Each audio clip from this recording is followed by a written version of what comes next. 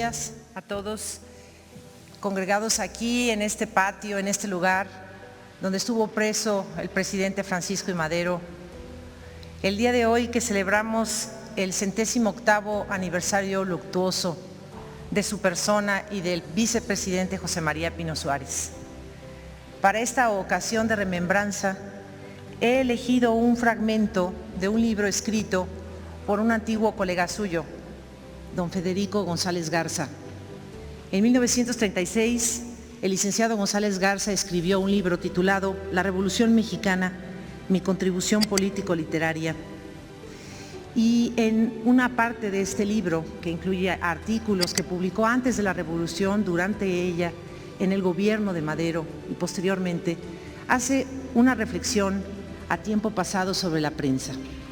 Así se llama el capítulo.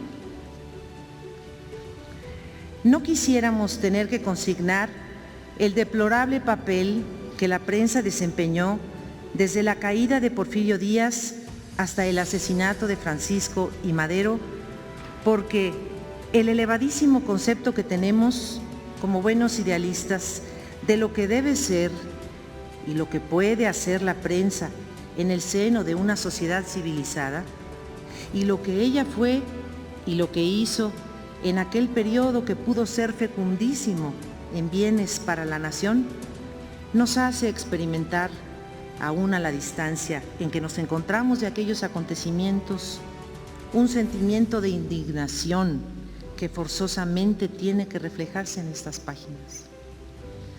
Por otra parte, no podríamos ahorrarnos esa pena, toda vez que Madero, en su carta de Tehuacán, hace apreciaciones respecto de los periodistas que lo vilipendian, de las que no es posible desentendernos. En dicha carta del 18 de julio de 1911, Madero me escribió: «Se muestra usted alarmado, don Federico, en sumo grado, por la situación que atraviesa el país, y me repite usted lo que otros me han dicho, que si mi optimismo y mi fe fueron los que aseguraron el triunfo de la revolución, pues mi fe y mi optimismo son ahora una amenaza porque me impiden ver los inminentes peligros porque atravesamos. Usted considera que ha disminuido mi prestigio, sin comprender que esa pérdida de prestigio es solo aparente y muy relativa, y sobre todo muy explicable. Cuando llegué a la capital de la República, rodeado por la aureola de la victoria recién obtenida, el entusiasmo de todo el pueblo era indescriptible. Los pocos que estaban descontentos con el triunfo de la revolución no se atrevían a exponer su opinión, porque ignoraban cómo serían tratados por el nuevo gobierno. Ahora que han visto que se les deja en absoluta libertad para expresar sus opiniones y que por este hecho no deben temer nada del gobierno, han vuelto a atacarnos como lo han hecho siempre, y por tal motivo los ataques de El Imparcial y del Diario no deben extrañarnos. Por el contrario, hubiese sido sospechoso que se hubiesen pasado con armas y papeles a nuestro lado». Hasta aquí lo de Madero. Vuelvo con Federico González Garza. Desde luego adviértase cómo Madero, en dicha carta, no teme ni le da importancia alguna a los ataques de la prensa, juzgando como muy natural la maledicencia de periodistas, quienes no habían levantado su voz contra los desafueros de la tiranía porfirista. Unos porque se hallaban connaturalizados con la dictadura, y otros porque sabían que al periodista independiente no podría esperarle sino la lobreguez de la ergástula, como el horno crematorio en que muriera achicharrado el periodista Ordóñez. No se podía esperar que estos periodistas se tornaran en valientes, pretendiendo ostentarse campeones del honor, de la libertad y la justicia, ahora que tenían la plena seguridad de no exponer ni su libertad ni su vida, atacando precisamente la justicia, el honor y la libertad. Sin embargo, ahora, 1936, se puede afirmar que Madero no tuvo entonces enemigo más cruel, más despiadado, más infame, más perverso y vil que el grupo de periodistas que antes habían sido admiradores miserables o lacayos de la dictadura, débiles, cobardes y serviles con quien los humillaba, se tornaron altaneros e insolentes con quienes respetaban su vida y los dignificaban. Ellos no pudieron perdonarle el insulto que Madero les infirió al juzgarlos hombres dignos, capaces de usar con espíritu civilizador de una libertad que no habían sabido conquistar. Madero suponía que serían hombres conscientes de la espléndida oportunidad que su amor y su heroísmo ofrecían al pueblo mexicano de romper la maldita, ancestral tradición de nuestra raza, la de acabar para siempre con los gobiernos constituidos a base de sangre y de rapiña.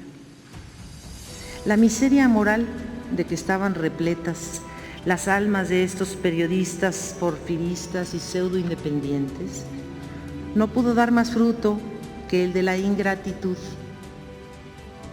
Escribió Rogelio Fernández Güell en 1915. Así los galeotes, libertados por el insigne manchego, acometiéronle luego a pedradas, rindiéndose de su heroica y generosa locura. Añoraban el látigo y las cadenas, porque como los esclavos en quienes hasta el instinto de libertad ha muerto, una vez manumitidos, quedaban expuestos a morirse de hambre.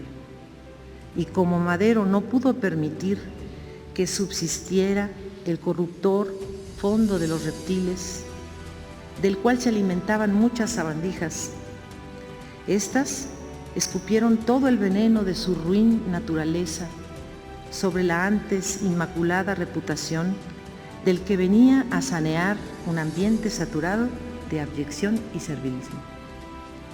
Ellos y otros rufianes de la prensa que se decían independientes fueron quienes sistemáticamente se dedicaron a minar y socavar el gobierno de la revolución, alterando siempre la verdad, lanzando las más infames calumnias sobre Madero y los prohombres de la revolución, hasta lograr dejar en el ánimo popular la impresión de que Madero era incapaz de gobernar y por lo tanto había que aplastarlo junto con su gobierno y restaurar el antiguo régimen con todas sus ignominias. Ellos fueron, en una palabra, los que prepararon y abonaron el terreno en que bien pronto habrían de fermentar y florecer las más negras traiciones. Entre los periódicos que en vez de ser nobles instrumentos de los que la sociedad dispone para instruirse y civilizarse, y que se convirtieron en envenenadas dagas florentinas para apuñalear todas las honras y todos los principios, estos fueron los principales: El Mañana, Multicolor, La Tribuna, El Heraldo, El País, El Imparcial y El Diario, amén de otros libelos que por su inaudito libertinaje y desenfreno deshonraron aún más y por entonces a la prensa nacional. El texto de Federico González Garza termina así: para que se conozca qué suma tan considerable empleaba el porfirismo para tener una prensa agradecida y dócil a todas las órdenes del dictador y del grupo científico, dejo de manifiesto que don José Iturbide Alvírez, entonces oficial mayor de la Secretaría de Gobernación, me dejó el memorándum en donde aparecen subvencionadas algunas publicaciones de carácter científico o artístico que no merecen los reproches que antes hice a las de carácter político. Yo recibí toda la documentación de la Secretaría General de Gobierno en julio de 1911 y sé con pruebas que el régimen científico de Porfirio Díaz gastaba anualmente la cantidad de 101,826 pesos para ensalzar las excelencias de su dictadura y para acallar la justa oposición de los elementos verdaderamente independientes. Hasta aquí el fragmento de Federico González Garza. Muchísimas gracias por su atención.